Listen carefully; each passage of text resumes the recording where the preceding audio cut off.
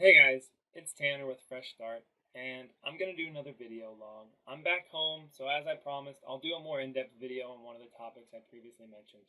But the title of today's video is called Thinking About Food. I want to think about thinking about food with you. So I want you to think about thinking about food with me thinking about food. And before you just click off this video because that sounds ridiculous, I promise there's going to be some things you've never thought about that you should probably be thinking about in regards to thinking about food. So let's get started with the first goal that I have for this video. I want you to establish a daily habit of thinking about what you eat. So every meal, every snack, everything you drink, be it coffee or diet soda or water or whatever, think about it. And I don't even care what you think about when you're thinking about it. I just want you to get into the habit of thinking while you're eating. Don't necessarily be doing other things while you're eating. One of the best ways to eat less is to not do something while you're eating. Just eat. You will not only be more efficient at it and probably chew your food, but you'll be like, okay, this is a meal. It's in front of you. That's what you're doing. But most of us don't do that. We drive and eat. We watch TV and eat. We do so many other things besides, I don't know, maybe talk to your wife or girlfriend or boyfriend or friend or whoever you're eating with, establishing some type of bond or getting some human interaction. Nah, we don't do that. We do it while we're driving. Okay, that's great. I'm sure that you do not have 15 minutes throughout your day to actually just eat your food. And you know what? There's been times when I've had rotations where I've had almost no time to eat, and I've had to eat while I'm walking, and yeah, you got it. That was terrible. But for the vast majority of us, we can definitely just eat. We can definitely just eat. And I know that sounds really weird, but that's the goal. That's the main goal of this video today. Is I want you to start thinking about what you are eating. And if that's all you care about, see you later. But I'm going to ask some questions, and I want you to think about this because that's kind of what this is about. This is a thinking video. I want my viewers, my friends, my people to think. I don't want you to just do because if you just do without thinking, then you don't really have any backing to what you are doing. Therefore, when you think about it, you might establish some sort of principle or guide in your mind that whenever you're tired and you don't want to think, you just do these things that you've already thought about. So, okay. My first question is, have any of you guys ever truly been hungry? Have you ever went 24 or more hours without any food at all? Just water, coffee, tea, things of that nature. No sugar in your coffee, no milk or creamer or anything. No butter, bulletproof coffee reference. Nothing. Ever? Have you? I mean, I'm sure you guys have had weeks where you were busy or maybe you couldn't afford it, but you were still eating. And now let's think about this for an instance. Do you guys think that it's better to eat a little bit or to eat nothing at all? In regards to weight loss, like what it does to your body, right? Has anyone ever thought about that? Because these are the things I want you to think about. And I'll let you in right now. And your doctor might disagree with me, and a lot of people might disagree with me, but physiology doesn't. If for whatever reason you have to choose between going without food for breakfast or just a very tiny little pick me up breakfast, for all intensive purposes, for you wanting to try to lose weight, not eating anything is going to be better for you. Why is that? Hormones. Hormones. They control everything. They're the most important topic in regards to weight loss. Everyone's always just like caloric deficit, caloric deficit. We need to eat less, eat less, eat less. Yeah, a lot of us do need to eat less, but if we don't understand why we're doing it, we're not going to keep doing it in the first place. Not having that little tiny snack, what does that do? It keeps your growth hormone up, your cortisol up, and your epinephrine up.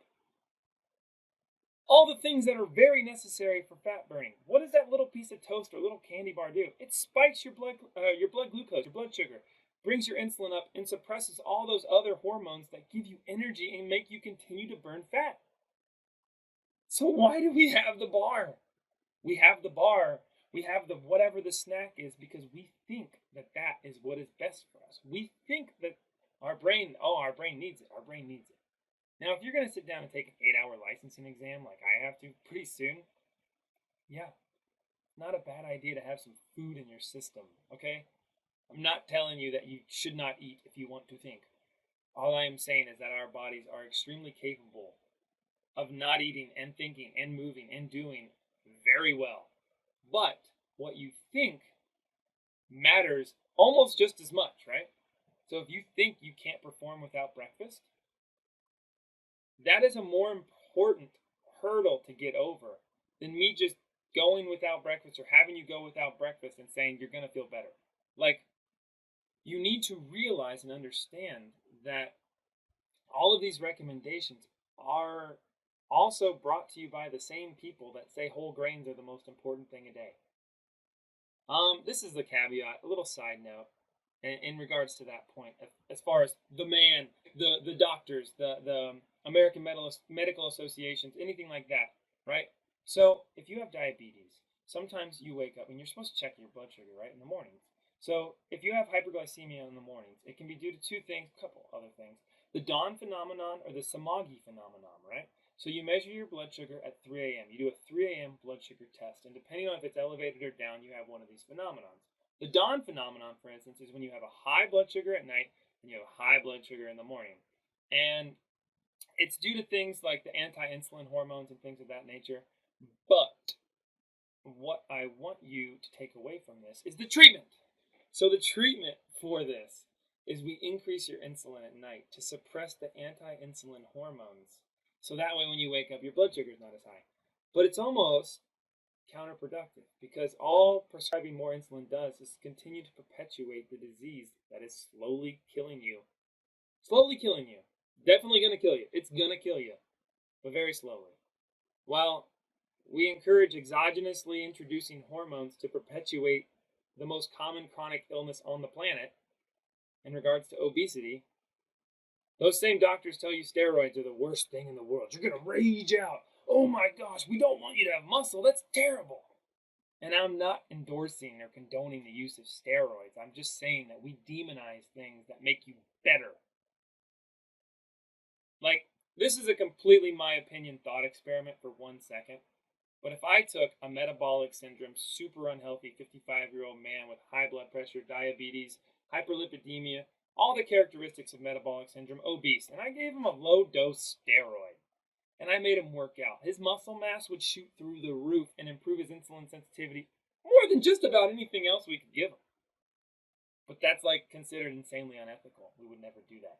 No, but we will give somebody insulin at night because heaven forbid their blood sugar is elevated at all. Maybe that is kind of like the storm, you know, like weathering the storm before whatever that stupid phrase is. I can never get these phrases right when I'm recording this stuff. All I'm saying is your blood sugar, you're going to have some times where it's a little elevated. And if it's super freaking high, stop eating so much. Because eventually what's going to happen is your insulin will be down for long enough that your sensitivity to it will then increase and your body might actually respond to it.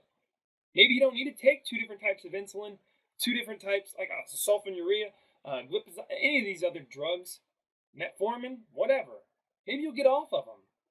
But the fact that that's like a prescription, a recommendation, yeah, most people don't even know about that or think about that. But we think, hey, they have a food pyramid, three meals a day, glasses of water, that's what they say to do. We can do the DASH diet, you can look that up. Oh, sodium's so bad for us. These people truly do not have your best in mind, right? They just want you to keep coming back. They don't care. They don't want you to die. You die, you might sue them. They give you a recommendation that might spike your blood sugar. Maybe you take it a little bit too far, something happens, you have a heart attack. Maybe you pass out. They get sued for malpractice. So what do? I don't know. Let's just give them more insulin. It keeps them shut up. Insulin's very parasympathetic, rest and digest. It'll chill them out a little bit. Heaven forbid that. We don't want people having energy around here. Let's just perpetuate this chronic cycle of obesity, weight gain, and everybody walking around like freaking morons. Oh, and then let's blame it on the water. Yeah. Chlorine, or not chlorine, what is that? Fluoride. The fluoride. Watch out for that pineal gland. It's like, gosh, there's so many more relevant things to talk about than that, but we just, anyway, that's a very big tangent, and I apologize. So, First thing I want you to think about, or maybe the second thing, is why do you why do you eat the way you do? And maybe why do you think breakfast is the most important meal of the day? Now, you might eat the way you do because that's just what you like and that's what you want to do, but I want you to think about it. And I also want you to think about why you think breakfast is the most important meal of the day. Like, do you truly believe that? Or do you think you believe that because that's what someone told you? I mean, 10 or 15 years ago, people were afraid of eggs. Eggs, literally one of the best things on this entire earth that you could consume. And the same people that you listen to for your recommendations were telling you not to do it. Fun fact. So, in sort of a summary, I just want you guys to start thinking about why we do the things that we do. And then maybe start to associate them with why we are no longer, or stopped, or maybe even haven't started losing weight in the first place. Why are we having all these fruits and veggies and we're not losing weight? Is it all the fat? Is it the fat? Is it the fried foods? Is it vegetable oils? Is it canola oil? Or is it olive oil? Is it pecan oil? What's the oil I'm supposed to use now? Who cares, right?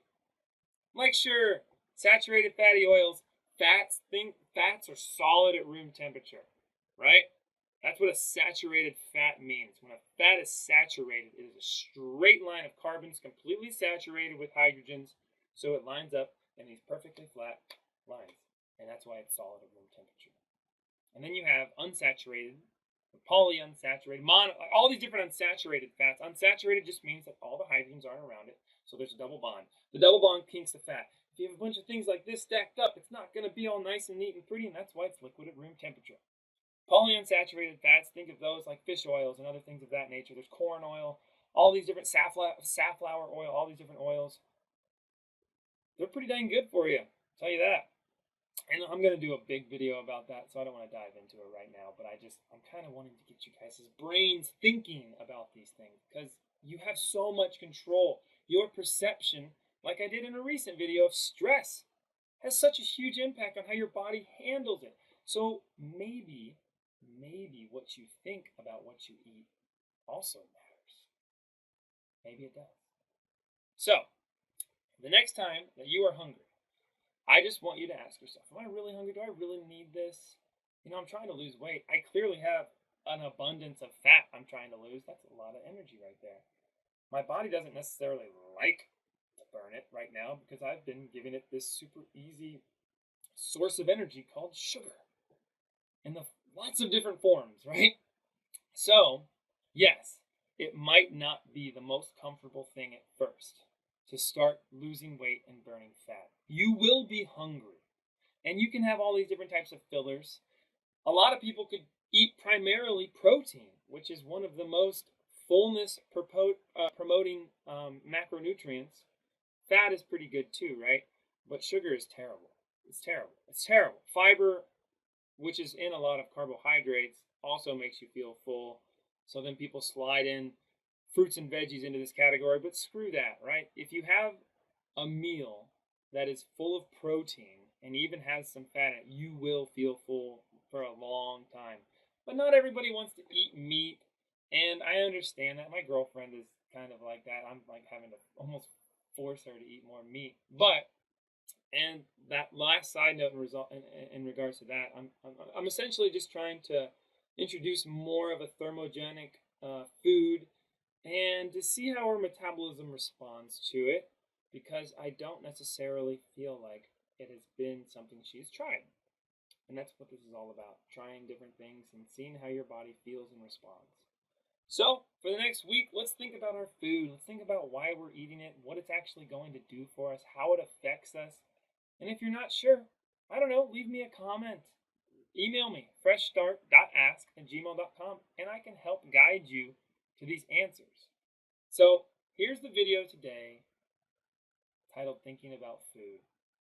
And if it seemed like a big mumbling rant, cool. In summary, I just want you to think about what you are eating and why you are eating it in the first place.